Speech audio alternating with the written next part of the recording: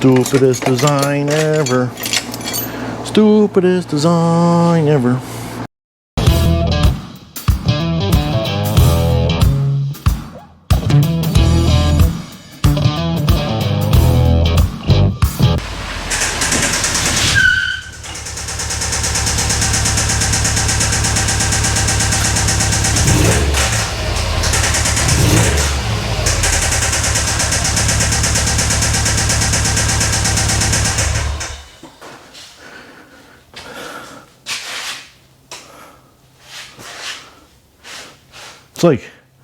It's like deja vu around here.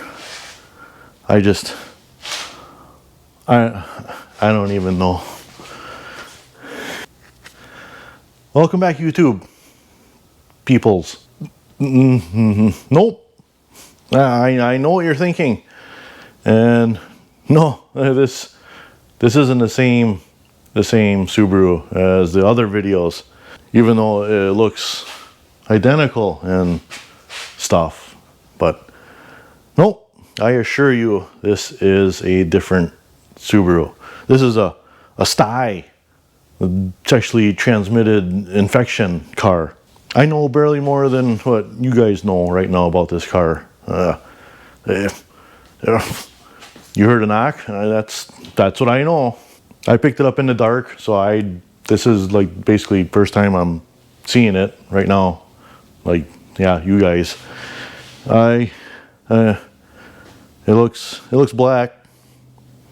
It's got wheels and some big stopper squishers up there in the back. I didn't hear it till today, driving in the garage. Like you guys heard the knocking. Yeah, it's knocking. I knew that before I bought the car. The owner said it started knocking, and he parked it and was like, just come get it. So traded him some greenbacks for it, winched it on a trailer, and here it is. I'm assuming it sounds exactly the same as that other Subaru. If you guys watched that video past of the WRX, I'm assuming this is pretty much same scenario. Rod bearings just left the chat, and ironically, this car has the same exact mileage as the WRX when it gave up its rod bearings. I believe it was 114,000 miles when I got the WRX, and I jumped in here just now, turned the key on, 114,000 miles. That must be like, that's like I don't know, there must be like a switch on the ECU or something. That Subaru is just like, that's enough.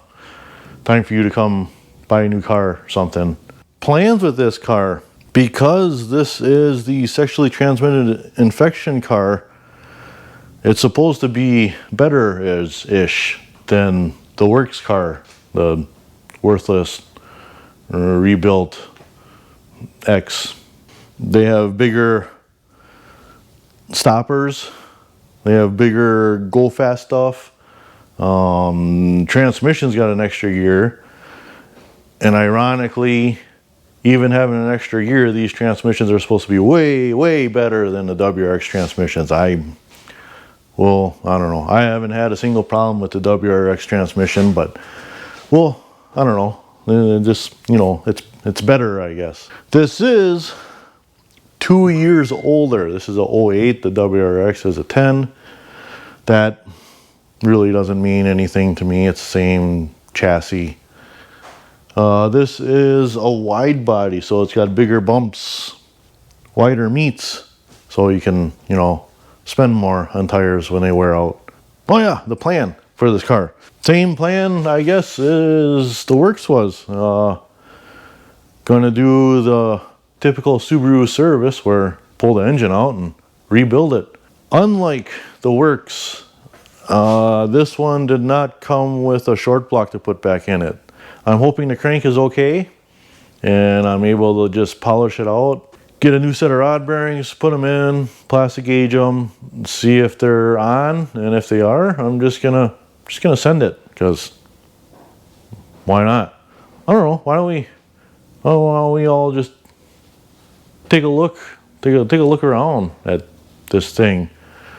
Besides putting a battery charger on, I haven't been underneath the hood yet, so it'll be a first for all of us. Well, all 5 of you.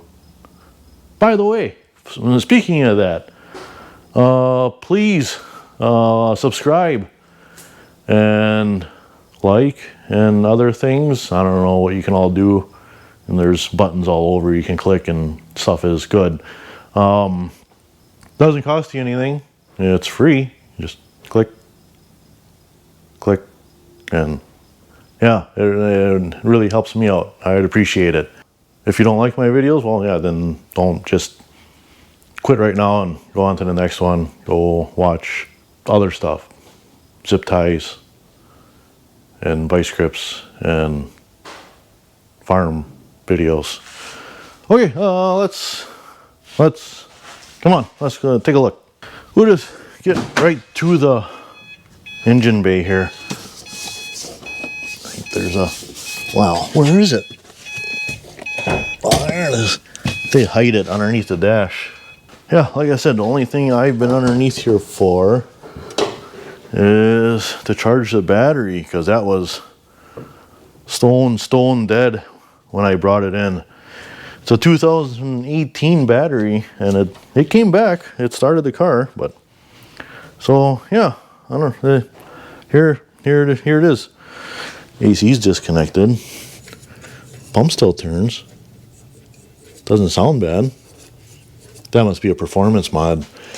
You just cut the belt off of there. Oh, I see an aftermarket valve. You guys that don't know, a blow-off valve. I think that is a bigger aftermarket intercooler.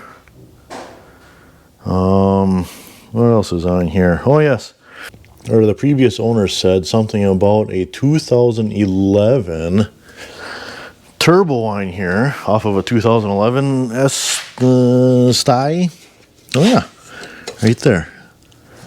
Well, somebody wrote on it that it's a 2011 STI with paint marker, but I guess we'll believe it.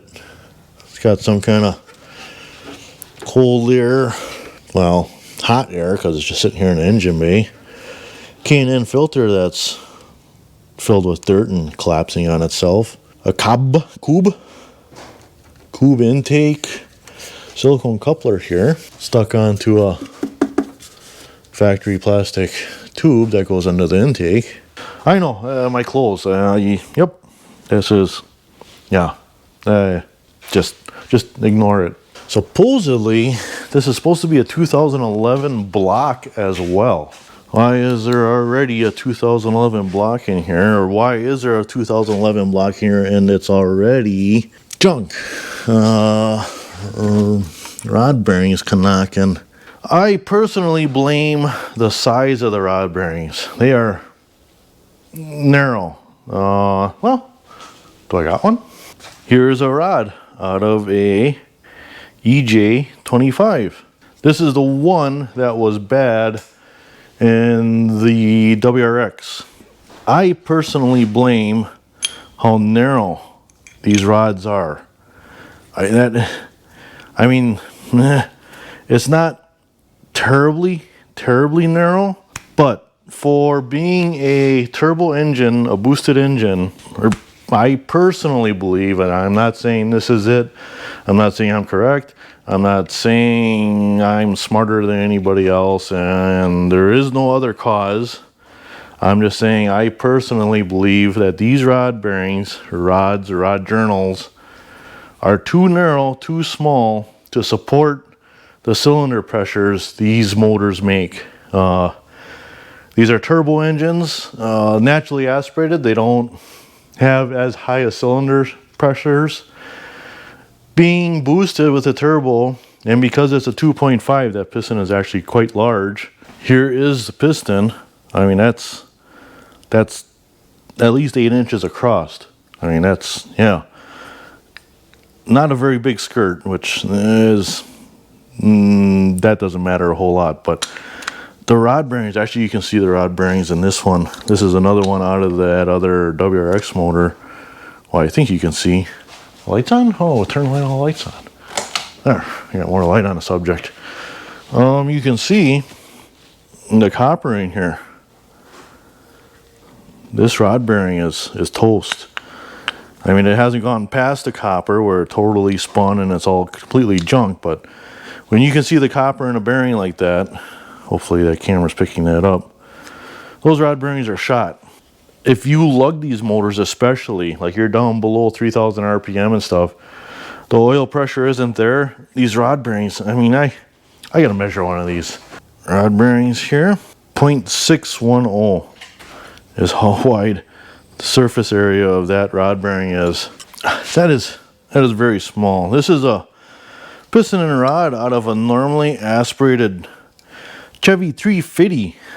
We're gonna measure one of these. This is naturally aspirated, much lower cylinder pressures than what these cars are seeing. Oh man, I love that smell of an old engine pulled apart. And you can see these rod bearings are in really good shape yet. No problems with these whatsoever. Measure across these, naturally aspirated, remember. And piston size itself is almost identical to what these Subaru engines are. And the width across Chevy rod bearing. Can you see that? 0.8315. Nearly, well, I don't want to say a quarter inch bigger. Way more mucho grander. Grande. How do they say that at Starbucks? I have no idea. I don't go there. And this is for a naturally aspirated engine. I mean, Subarus are just, those rod bearings are so small. To support boosted cylinder pressures, it just boggles my mind how small they make those rod bearings. Since we're in here, I'm going to show you, this is the Subaru rod and piston again. You see that rod bearing, the rod itself has like so much more meat there compared to the size of the rod bearing that they're putting in there. So the rod itself, the rod cap is, what is it? I can't see. You guys can see. 0.84. And then the rod bearing, 0.64. Why would you do that? It just boggles the mind.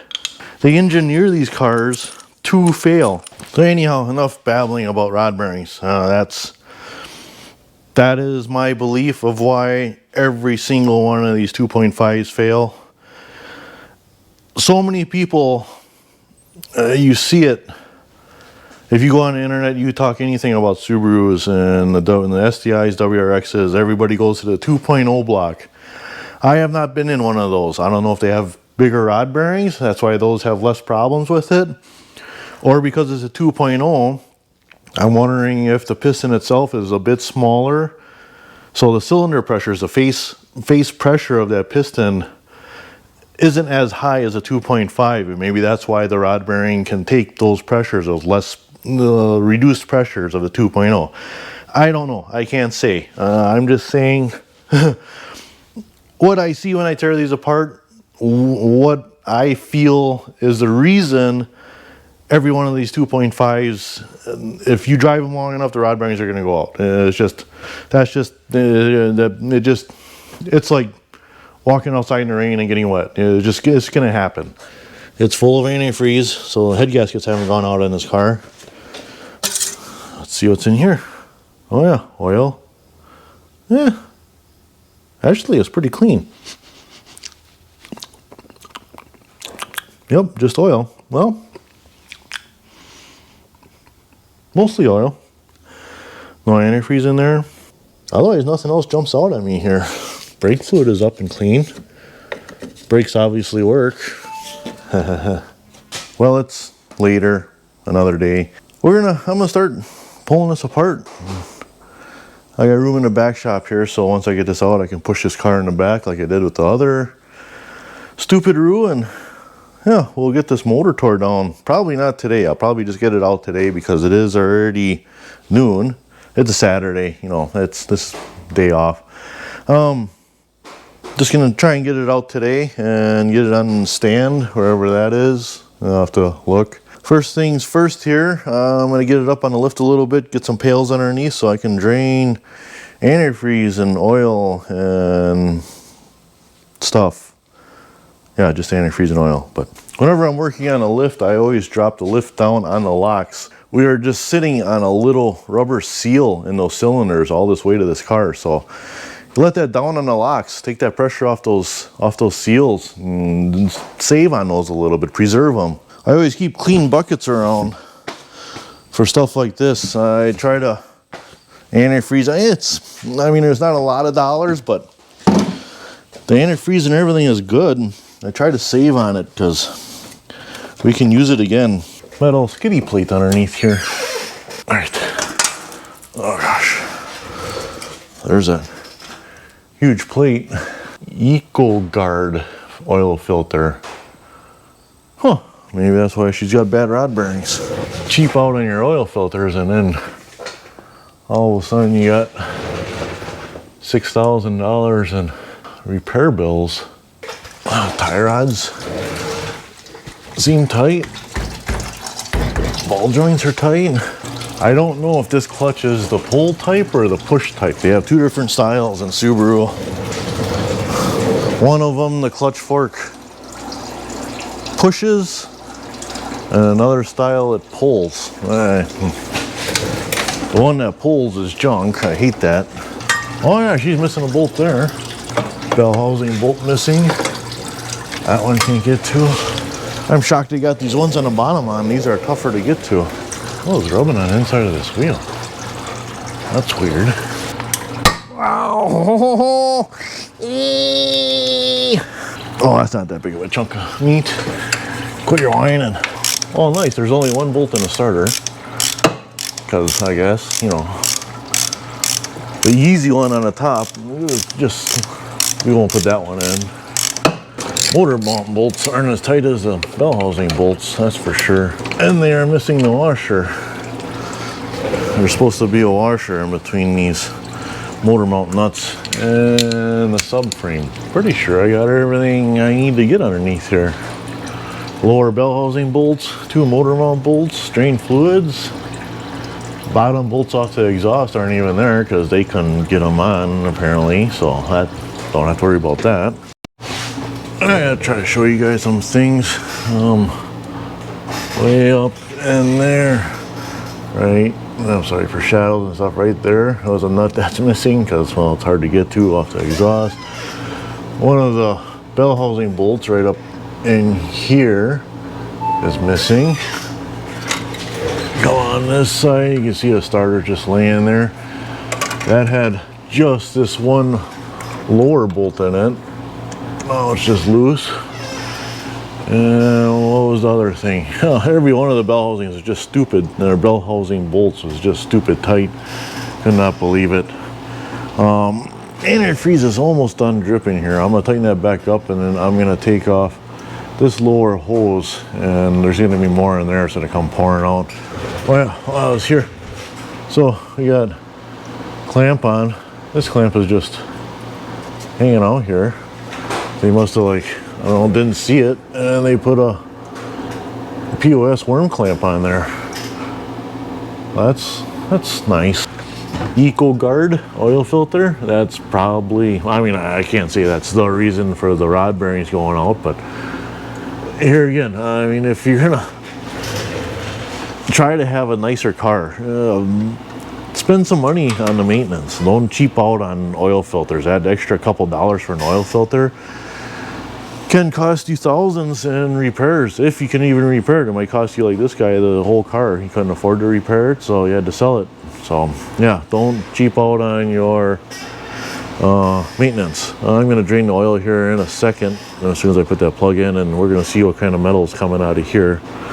I'm almost guaranteed, yeah, it's got to be metal, rod bearing metal, but Otherwise, underneath the rest of this car, I mean, it looks, I mean, there's a little bit of surface rust in some of these spots. Not bad at all for a car that's been in Wisconsin for a while. This car did come up from a little bit further south, not super far south, but it did come up from a little further south, so it hasn't seen tons and tons of salt. Here, turbo down, 3-inch exhaust all the way back. There's a little bit of a leak on the rear end here. I think looks like it might be, I don't know, it's not a pinion, it must be axle seals, unless it's a cover seal or a breather on the top. Well, that's kind of weird. I don't think I've ever seen one of those. Little clamp on there to keep that from falling out. Got a V-band flange here, that's kind of neat. I don't know why there's a V-band there, and then here they just have a regular bolt together 2-bolt flange. That's kind of odd to me. Aftermarket sway bar of some type. On the back here, this wire is supposed to be in there. I think that's differential temperature sensor, so I'll have to see about that. Yeah, dual exhaust out. Well, quad exhaust out. 4 pipulators. 2 on each side, bridged into 1 on each side, bridged into 1 all the way. There's the undercar tour. I'm going to continue on pulling this motor out. Yeah, like I said, I'm going to pull the lower hose off, get that drained out, and drain this oil. And we'll have to go up on top and unhook everything and yank this sucker out. I half-fast cleaned up a pan.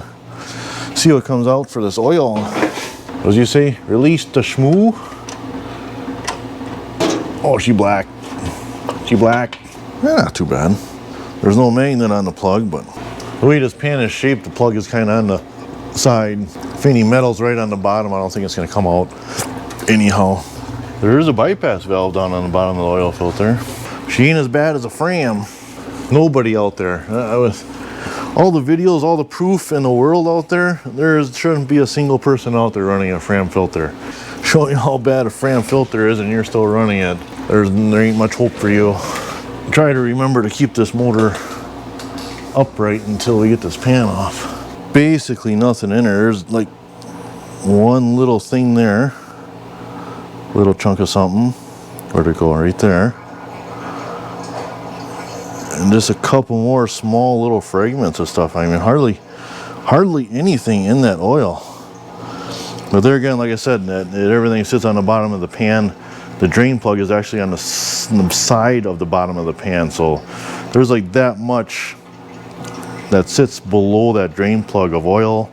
That's where that metal would sit. It wouldn't come out anyhow. So that WRX oil and everything had definite signs of bad failure.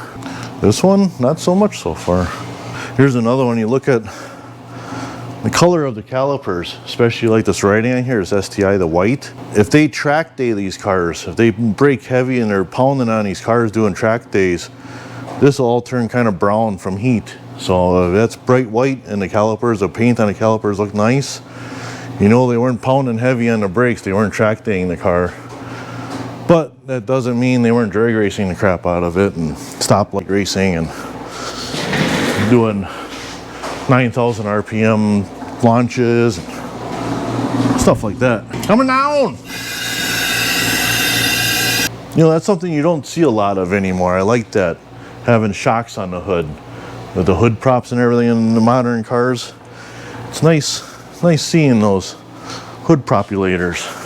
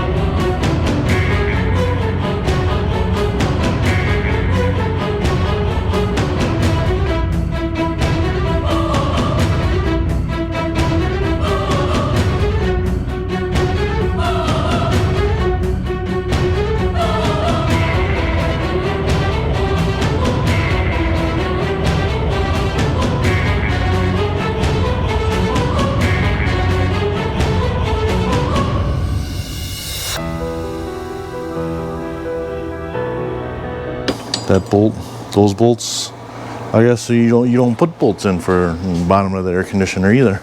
There was one bolt over on this side for the intercooler that wasn't there. Evap line. This goes back to the gas tank deal somewhere. Special tool for those fuel lines. Oh, which side did I take off?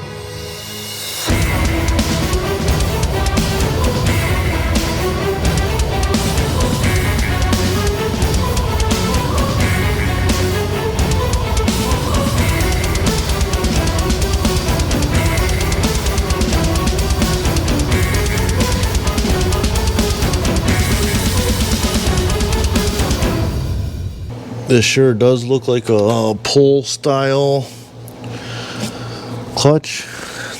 Darn it.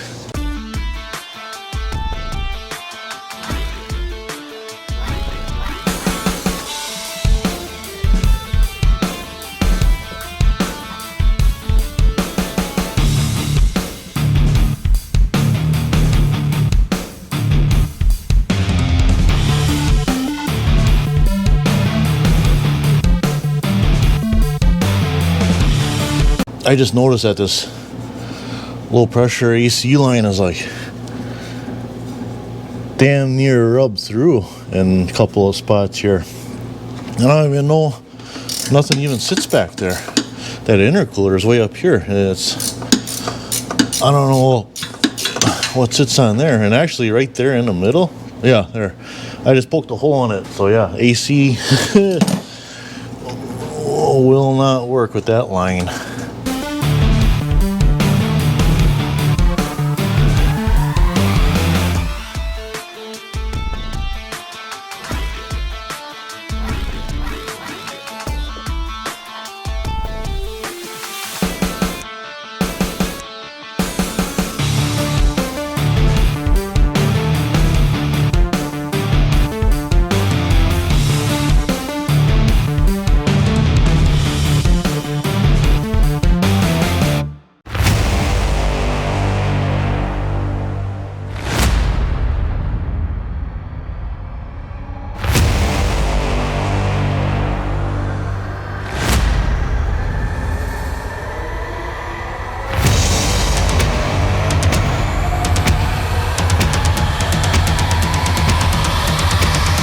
Deja vu. It's like deja vu. Come here, see what I'm saying. All right, so we got this writing on the side. So this is really hard to get to when it's in the car. So I mean, this motor, something has been out. It says 145 pissies, 2% leak down, 1% leak down. 2011 STI. 2011 sexually transmitted infection. Down here, 2011 sexually transmitted infection. 11 STI. So these heads. So this is the whole motor's been replaced. If that is all right. I don't even see this side. What does this side say? 1% and 2%, and I can't see what pissies it says underneath there. So yeah, that's, I guess motor must have been thrown in out of a 2011 and STI. Look at that stupid throw up bearing. Oh, I hate this sucker. Junk. So that's I don't know. That is really interesting. I don't I just don't. Weird. So we got 2011 STI motor swapped into this 08. And I mean, 114,000 miles on a car. So when was this swapped in? Who knows? But it lasted like, well, that don't look good. It looks like that chain is about to just slip right off that bolt, but so we'll ignore that for now. So yeah, he swapped in a 2011, whenever it was. I wish they had a date on here instead of just writing STI and everything. Drove her for who knows how long and rod knock. That is not a good time. Honda motor here, it's got 300 and some thousand miles on it. Ran like a top.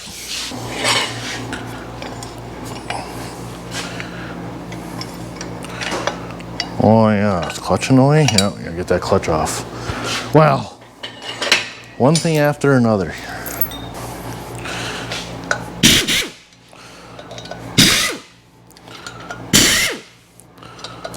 Seems kind of weird, and the bolts aren't evenly spaced out.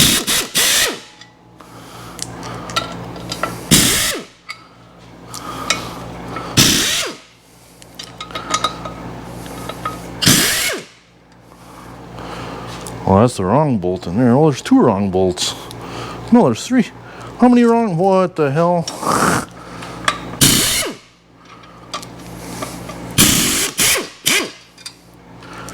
There's like 1, 2, 3, 4 different kinds of bolts in this flywheel, or in a pressure plate that's stuck on there. Pretty heat soaked. There's a lot of blue. That's typical, I guess. Must be a factory clutch. And it's fairly well worn, so this motor, I don't know, maybe they didn't replace the clutch when they put this in. They just, they're like, just send it.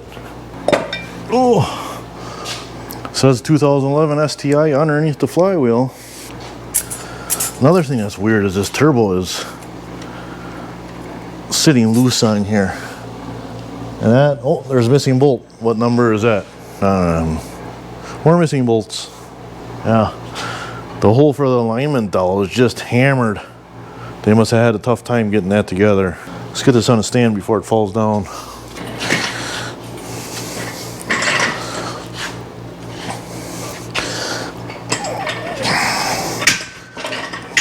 Oh, come on. Just go in your home. It's your home. You're too good for your home. Well,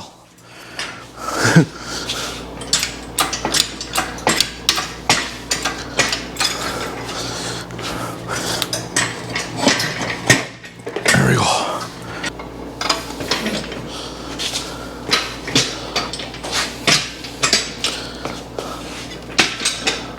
Yay! And there was much rejoice. What is that? Holy crap. Well, I did go inside and eat, but that was the longest motor swap ever. Started at noon 30, 3:55. What is that? 3 hours, 20 minutes, get a motor out? Holy crap. Getting old. She sits a little crooked on the stand, but that's all right. Yeah, we're gonna save teardown for another day. I gotta clean off that table. You guys remember the Subaru or WRX? I lay out all my parts on that table, so I'm gonna clear that off, get that all ready. This was, yeah, another bolt missing for this. 2 bolts missing in there. However many of them more that is. I really hope the crank is good in this motor. I really wanna rebuild it and bring it back. Get some light here. I was wondering what this plug is right here. It wasn't plugged into anything. It's just sitting here, hanging out. This is the main engine wire harness right here. Plugs in there. I was wondering what that's for. I'm pretty sure that's what went to O2 sensor. That is completely sheared off here. I'm thinking this was sheared off from wherever they got the motor from. They couldn't get that out, so they're just like, we don't need no stinking O2 sensors. Yeah, this turbo's kind of, oh, you see that bracket down in there? That's cracked in half. Probably because they didn't have, in here, they don't have the bolt in the bracket. There's a bolt that's supposed to be going into that bracket, hanging onto the other end of the turbo.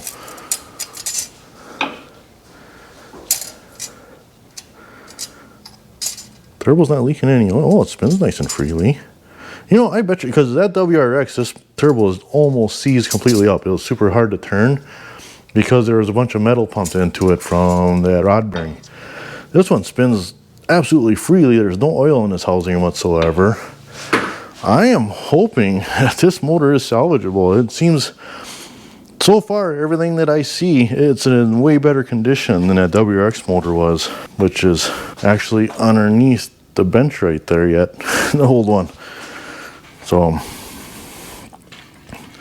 yeah, I'm hoping that this motor, I'll stop jerking you guys around and then talk to you.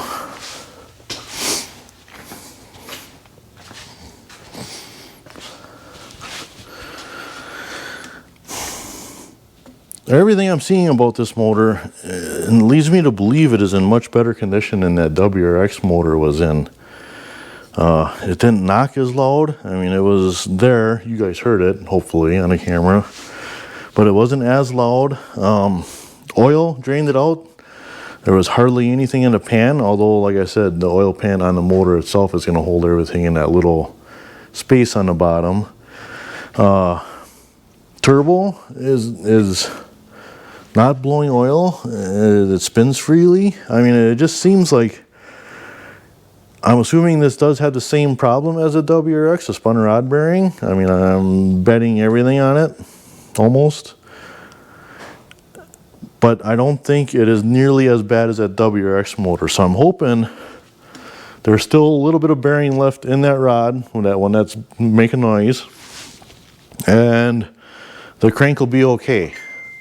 If it rubs on copper for a while, it can be okay. If the crank is okay, like I said, I'm going to go through and clean this motor up inside, not out. I don't really care about the out too much. Just where stuff has to mount and stuff, I'll cleaning it up, but clean it up. Just where stuff has to mount, I'll clean it up, but I'm not worried about getting it sparkly clean and paint and all that stuff. But yeah, I'm hoping I can polish out the crank, get a new set of rod bearings, install them. Whatever one is bad, I'll pay most attention to that one. I'll do the plastic gauge, see how far out it is. Maybe have to get an oversized bearing for that one, maybe not, we'll see. And yeah, hopefully it'll come back. Because I mean, besides that, I mean, I'll be through everything. There'll be new gaskets through the motor. I'll do a timing belt set, just like on a WRX. I'll do the water pump, timing belt, all the tensioners, everything. High quality stuff, because I never know how long I'm going to keep them. I want it to be done right. And even then, a lot of vehicles that I get and I fix up and I drive for a while, many of them go to friends of mine. So I want to make sure that they are in good condition as well. Because if they go to a friend of mine, I want them to have good luck with them. I don't want them to have problems, especially with anything that I've done. I mean, every vehicle has problems eventually, but I want to make sure everything I've done to the vehicle, not only for myself, but for whoever gets it down after me, everything's going to be right. So yeah, I think I'm going to wrap up this video on just getting this motor out. So please subscribe so you can see what happens with this sexually transmitted infection. Next video, like I said, will be teardown. If we rebuild this one, I'll do a video on building it back up. And I don't think I'll show an install because that's, but again, redundant. It's the opposite of this one. So just play this one in reverse and you'll see the install of the motor. But at the end of the assembly video, start and first run and drive. If it does all that, you never know. It might not. On the end of the assembly video. So there'll be just 3 videos, I think, in this one. Come back and watch the teardown. See what's wrong with this motor. See if it is the same as the WRX. See if we're going to be able to salvage it. See if it's a boat anchor. You never know. Thanks for watching. Have a good evening, morning, night.